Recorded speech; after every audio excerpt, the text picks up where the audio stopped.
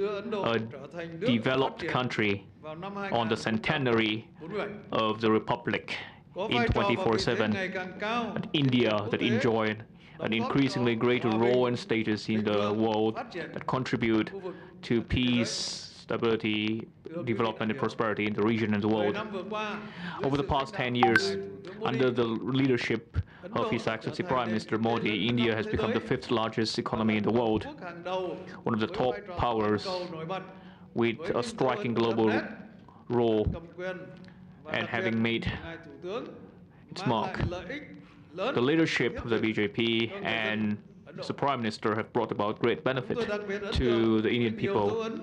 We are deeply impressed by the hallmark of His Excellency Prime Minister, such as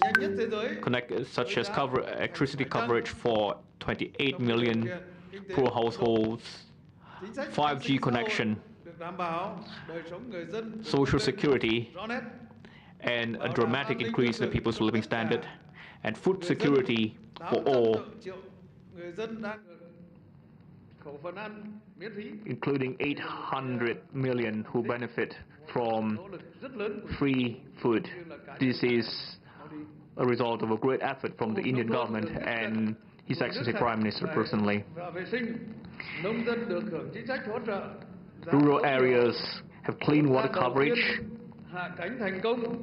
The farmers receive much assistance, and for the first time, India landed a spaceship to the South Pole of the Moon.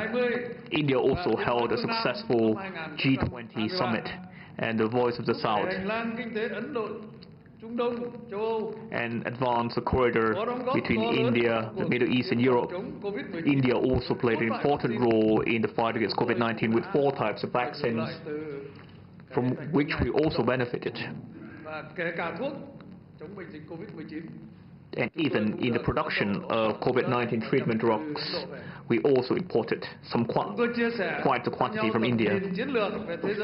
We shared with each other the strategic vision on the world today, especially the dramatic change in the natural environment and human development and the world today. IR 4.0, artificial intelligence, cloud computing are changing fundamentally the way we produce and the way the world is run, as well as the way humans behave. Digital and green transformation, circular economy, and the knowledge and sharing economy, and climate action all are becoming a matter of course. A strategic trend and choice and a top option for socio-economic development in the world today. The Asia-Indo-Pacific is a locomotive for growth in the world, but it is also where major power politics taking place fiercely. Security challenges, especially non-traditional security challenges, interspersing with each other, are becoming fiercer. They are of a global, whole, comprehensive and whole people nature. We are at a time where there is intertwining opportunities and challenges.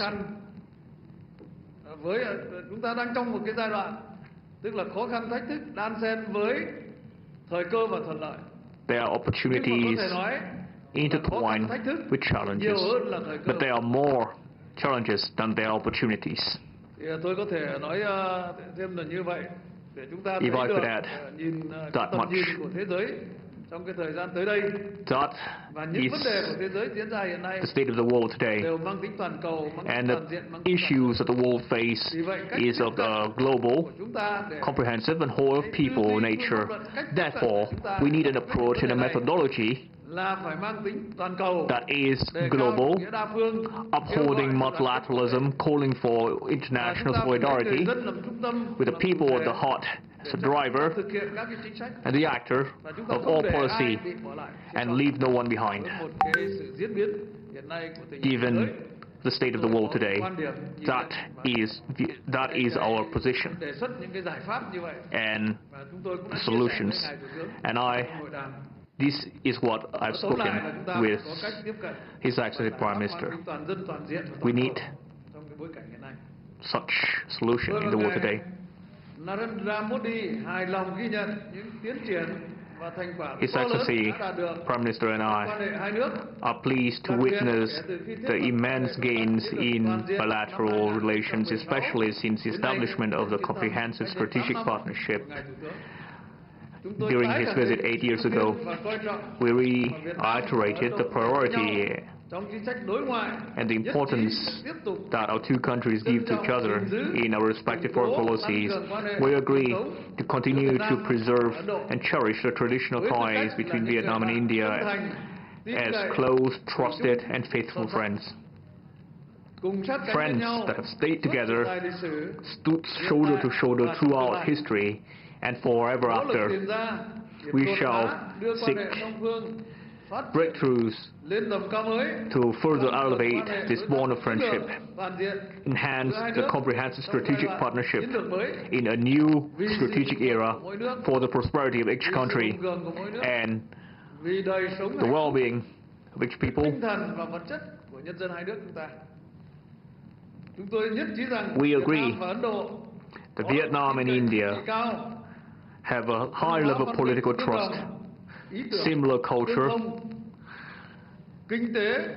empathy with each other, complementary economies, and a shared aspiration for national development and for the well-being of people. There is much more around for us to work together in line with the trend of our time, the condition of each country, to live up to the expectation of our respective peoples, and to serve the legitimate rights and interests of our respective nations for each country's sustainable and rapid development needs. Accordingly, Mr. Prime Minister and I and high-level delegations have agreed to adopt a joint statement on enhancing the comprehensive strategic partnership on the occasion of visit with 5 mores. I would like to stress the 5 mores, which are: first, more enhanced political and strategic trust. This means stronger exchanges and more regular engagement at the party, state, parliamentary and people-to-people channels to maximize the effectiveness of cooperation mechanisms and make good use of the POA 2024-2028, focusing on advancing 11 areas of cooperation, including traditional and emerging areas, which I would stress, such as digital transformation, green transformation, IT, and climate action. The second more is more open and deeper defense and security ties, including the effective implementation of the joint vision statement on defense cooperation with Vietnam and India towards 2030. Third, more concrete and effective economic trade and investment cooperation. We agree to double bilateral trade and investment over the next 3 to 5 years. And of course, if we want this, we need a mechanism for cooperation, a new mechanism in accordance with the particularity of each of our country and our respective economies.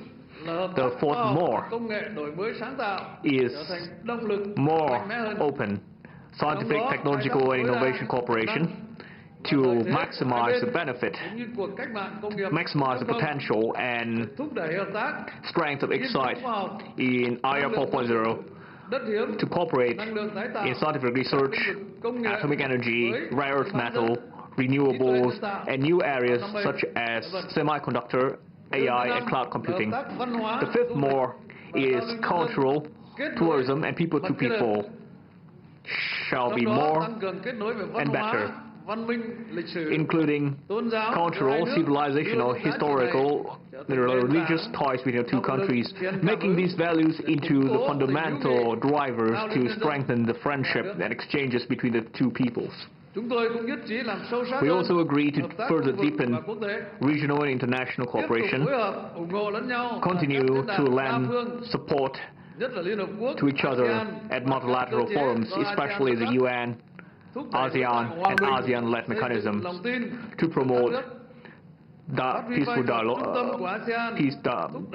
dialogue and and confidence building among countries to advance ASEAN centrality and Mekong subregional mechanism. Vietnam strongly supports India's Act East policy and India's growing role in the important cooperation mechanisms in the region and the world. On the occasion of my visit, Vietnam has made a decision to be part of India's CDRI, and we will soon complete our dossier to be part of India's ISA. We also agreed to establish a deputy foreign ministerial level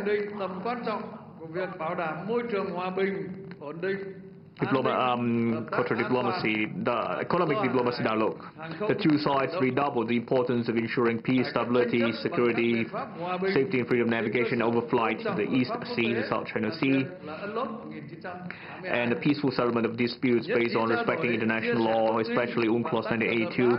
We agreed to share information and work together to make the South China Sea into the waters of peace, stability, friendship, cooperation, where the safety, security and freedom of navigation over flight is upheld. On this occasion, the competent authorities of our two countries have signed 12 important cooperation documents in defense, diplomacy, justice, culture, health, scientific research and HR training, and other important documents as well for trade and investment cooperation between our respective business communities.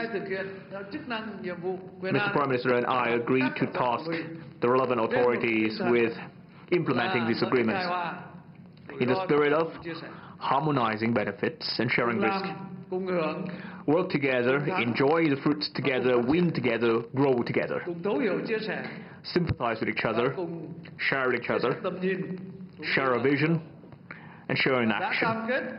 Any commitment made, any promise must be delivered on, and anything that has been delivered must see to fruition. That is quantifiable, so that the people of our two countries can benefit from them, and that such cooperation will be in the interest of the prosperity of our respective countries. I trust that with these concrete results, the comprehensive strategic partnership between Vietnam and India has entered a new period, deeper, with greater trust, with greater effectiveness, to live up to the interest and aspiration of our two peoples for peace, cooperation, development in the region and in the world. Let me take the opportunity to extend my cordial invitation to His Excellency Prime Minister to visit Vietnam at the nearest future, to reciprocate the kindness and hospitality that His Excellency and the people of India have accorded to me, as well as to give our thanks for the condolences that you have given us upon the passing of the late General Secretary Pham. Once again, thank you for your presence here. Thank you very much. Thank you, sir. With this, we conclude the press statements. Ladies and gentlemen, please be seated as the dignitaries exit the room. Hyderabad house से आप सीधा प्रसारण देख रहे थे। भारत